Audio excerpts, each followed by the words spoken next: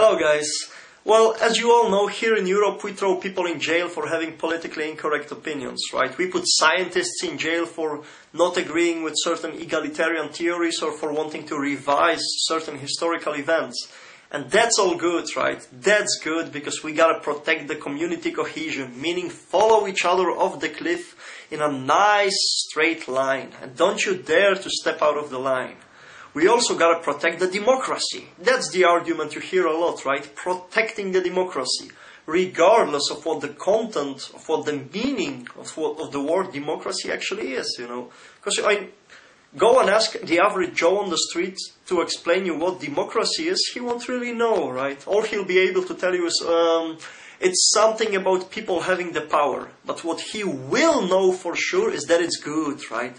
Oh, it absolutely is good, regardless of what it means. I mean, just the sheer word makes it good. Just the sheer configuration of the letters of this word, D-E-M-O-C-R-A-C-Y, right, automatically make the word good, regardless of the content.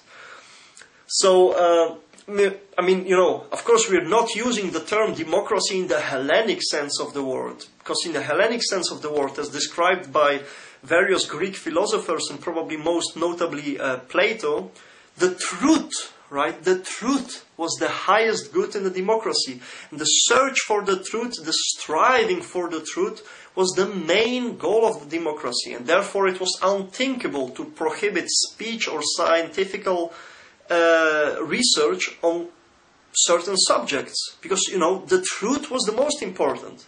But of course, these days nobody cares for the truth, right? Not hurting somebody's feelings or community cohesion are way more important than the truth. I mean, you know, just to give you an example, here in Belgium, a few years ago, it was like 4 years ago, I think, there was a trial in order to prohibit spreading of books of an already dead Dutch philosopher, writer, thinker, and so on, Joseph Roelof, right? And Joseph Roelof, in many of his books, stated basically that there are vast differences between various races, and that the lighter races were basically more developed, further evolved than the darker races, right?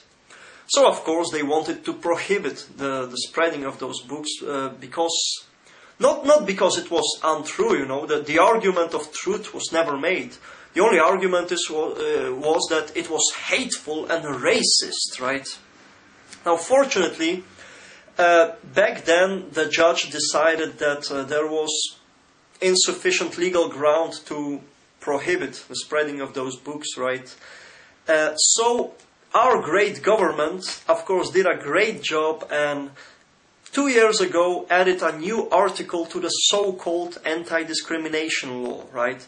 An article which states that, you know, basically everyone who states that one race could be superior to another goes in jail, right? That's absolutely great. Because, you know, even if that was so, you know, nobody cares about the truth. It's all about not hurting people's feelings. It's all about community cohesion. Well, actually, no. Actually, the government, right, at one point sensed that, hey, there are still some crazy people who actually care about the truth, right? There are still people who actually emphasize real scientific research. So what they did, right, is, okay, if we cannot beat them, let's just maybe change the rules of the game a bit. So they decided to change the rules of scientific research. And that is what all those anti-speech laws do, basically, right? So, you know, the traditional scientific method was seen as unfit for this multicultural society because, you know, first you had the question, you know, the hypothesis, then the research, and only in the end, the answer, the solution, the conclusion, right? The problem was that, well, of course, okay, but you don't know beforehand what the solution, what the answer and the conclusion will be. And just imagine if the conclusion was something that might offend some groups or hurt the community cohesion, right? We cannot do that.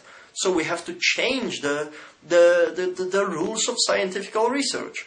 So right now, you have, basically those anti-speech laws which state, oh, this is so, and everyone who denies it goes in jail, right? Puts the rules of scientific research upside down, right? They state that, oh, all right, you can research various subjects, but here's the solution beforehand, right? So they'll give you the conclusion, the solution beforehand, and the new goal, the new mission of scientists is not to ask questions and look for solutions, is to take the already given solutions and to try to prove it, right? And that's how they will get fundings and, well, not go in jail, right? And there are laws coming, believe it or not, there are already plans for it, to criminalize denying of the so-called, global warming, right? Which the frauds now changed to climate change. So, those laws are coming. So I tell you, the old scientific method of question, research, solution is now put upside down, and it's now solution, research, and that's it, right? Solution, you get a solution beforehand, you research it. Great, isn't it? Great, absolutely great, right? Unbelievable, Right now we are living in a complete tyranny, It's worse than communism. Well, actually it is communism, right? But it's the second phase communism. It's even worse than the Eastern European communism, right? Now it's the second phase, the multicultural communism. And we gotta speak out about it, because right now, all right, you've got the US, right, which is a safe haven still for the First Amendment. Yet, I don't see practically any people from the US speaking up on the internet. They're all afraid, they all hide their faces. What are you doing? You still got the First Amendment, use it. I have to bite my tongue here because, my speech is pretty, limited here. I know, as a jurist, I know the anti-speech laws very well, right? So I always take care to stay within the law and even build in a safe margin so nobody can doubt it. It would be counterproductive to do something illegal here, right? But, guys from the US realize that this tyranny is also coming to you. So, use the free speech while you still can. And, because I tell you, we're living in a Orwellian society straight out of 1984, right now, and it's gotta change, it's gotta change. So yeah, guys, let me know what you think about it. See ya.